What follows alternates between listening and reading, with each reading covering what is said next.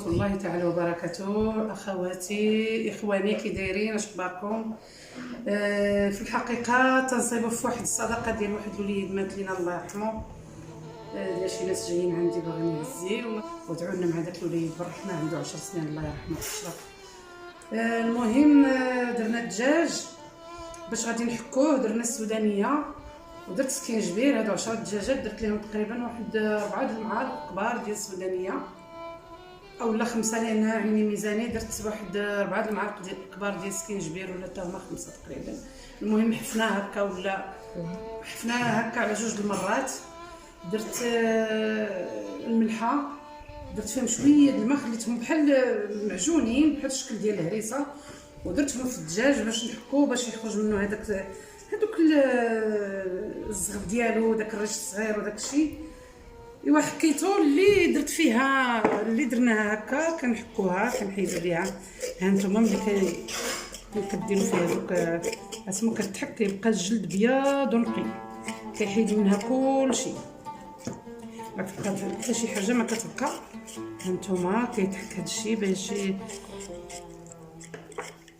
السودانيه راه ما كتجيبو حار ما والو.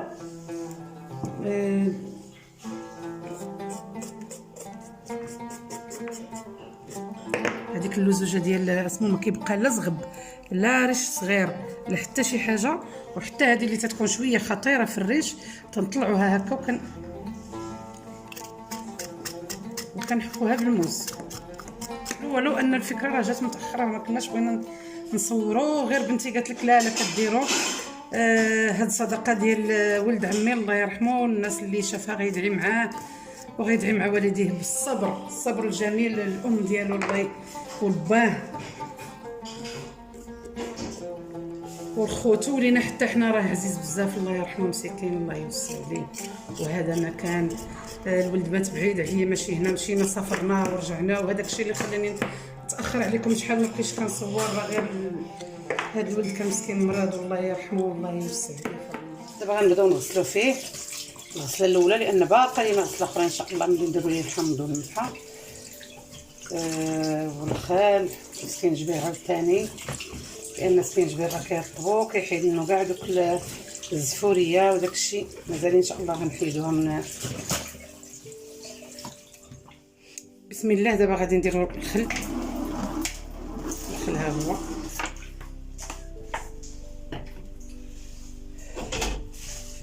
هذا الحامض، 2 حامضات طحنا مقشورهم هما هادو. غادي نديرو الملحه بطبيعه الحال، سكينجبير،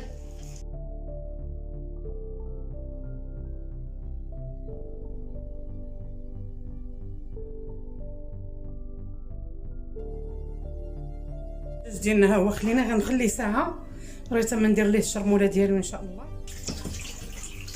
دابا بعد ما خليناه ساعه، بعد ما خليت الدجاج ساعه، كنغسل فيه من هذاك الحامض والملحه وهذاك السكينجبير اللي درت. الحمد لله راه ما بقاتش فيه داك الماده اللزجه، ما بقاتش.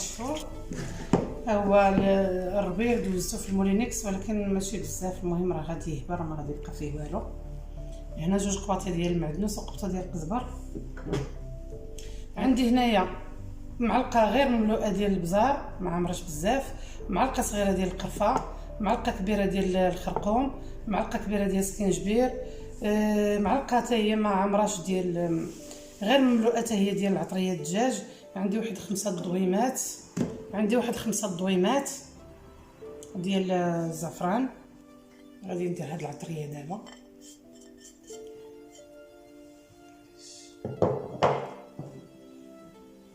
هذا الحامض، داك اللب ديال الحامض مسير طحنته في المولينيكس. هذه حامضه كبيره معصوره، شويه الملح ماشي بزاف، موطارد شويه، واحد المعلقه تقريبا كبيره ديال الموطارد. ندير هاد الضويمات هادو.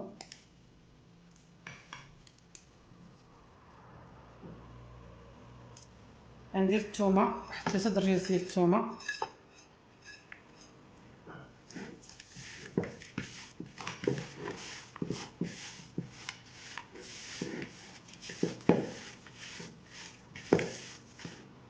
غندير واحد شويه كوب ديال الماء، غير شويه ماشي بزاف، حسب واحد المعلقه كبيره ديال الماء.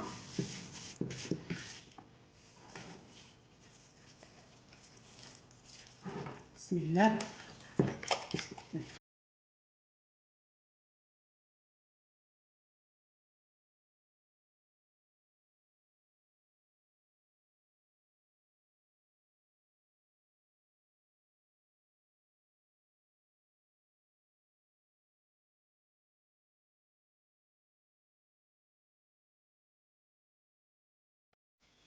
شويه دابا ان شاء الله غادي نبداو في الدجاج. حنا بيتنا دابا درت الماء يطيب، لان خص دير الماء يطيب، دير القياس ديال الماء. مثلا عندي 10 دجاجات، راني وصلت للبرمه درت فيها تقريبا واحد 7 لتر ديال الماء ولا 8. حنا دابا غادي يسخن لينا الماء ان شاء الله، عاد غادي نبداو. بسم الله توكلنا على الله. ندير الخرخوم العادي اللي هو هذا اللي تنقولوا ليه التصفيره، نفس العطريه اللي درت البارح ضروري نديرها في الماء. هذا شويه د البزار، الخرخوم البلدي، سكينجبير،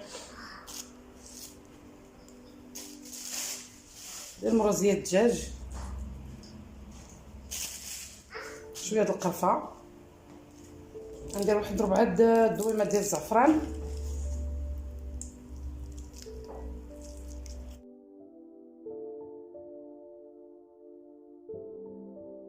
دابا نخليو الماء حتى تيغلي لينا، عاد غادي نتلاقاو ان شاء الله. بعد ما طاب ليا الماء ها هو، راني درت فيه زدت واحد نص كاس ديال الحامض، وزدت الملح ما كثرتهاش. الدجاج راني بيتو هكا في المويكات في الثلاجه. ها هو غنحطهم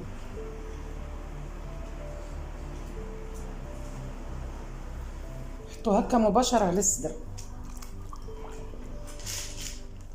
دابا غنزيد زيت العود والسمن، واحد المعلقه كبيره ديال السمن، وباقي الزعفران الحر ما غاديش نديرو دابا. بعد ما الدجاج كيبدا يطبخ لينا هكا، المهم راه ما كتغطاش سميتها، كنبداو نتقبوه هكا، نشدو المشاوي ونتقبوه، نحاولوا ما نبركوش على هاد البلاصه الوسطانيه هادي بالضبط، لان الدجاجه كتقسم. نحاولوا نتقبوه من هنا من الجناب، نقلبوهم عاوتاني ونجلسوه، نتقبوه من الصدر مزيان مزيان مزيان، والطنجره ما نغطيوهاش مزيان بحال هكا باش الدجاج ما يتفتتش لينا. الدجاج ديالنا ها هو قلبناه غير واحد شويه ونرجعوه كما كان. المهم الدجاج ديالنا خصو يتقلب مزيان.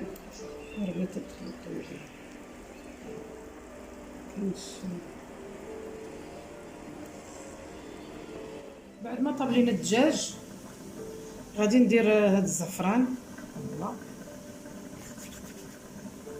نحكو غنديرو هنا.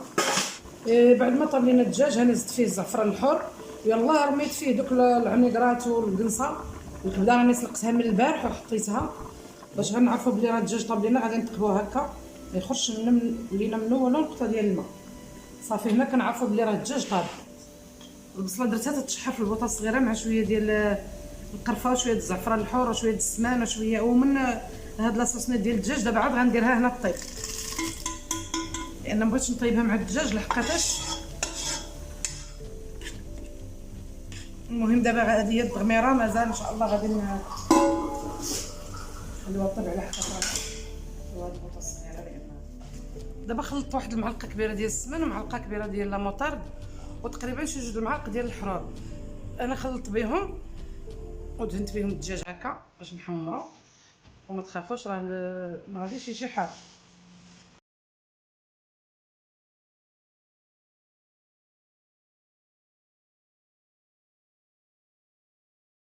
تخافوش راه ما كتجيش حاره نهائيا، كتعطي واحد اللذه واحد الحموضيه ديالها زوينه. هاد الهريسه انا دابا في المرحله ديال القليان ما شاء الله راهم ريحتهم طالعه تتشهي. ايوا نتلاقاو عند التقديم ان شاء الله. هذا هو الدجاج ديالنا، هذا هو الشكل النهائي ديالو، راه كيجي غزال ولذيذ وما شاء الله.